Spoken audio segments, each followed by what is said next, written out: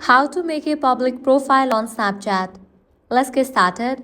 Launch your Snapchat. Your camera will open up. Now click on the profile icon given at the top left corner. With that, you will be directed to the profile page.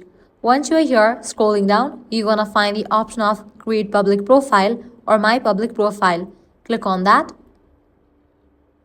You'll be directed to this page. Now you are able to add the picture to your public profile. Click on this pen icon. Your gallery will open up. Select the picture. Click on Confirm. Click on the settings icon given at the top right. Click on the option Edit Profile. Now over here you can type in anything that will be added to your bio.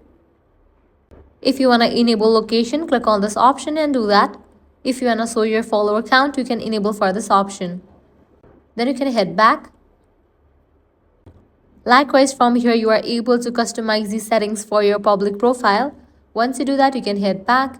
If you want to add snaps to your public profile, click on this option and do that. Click on Next. You can give a title and add it. So this is how you can easily make a public profile on Snapchat.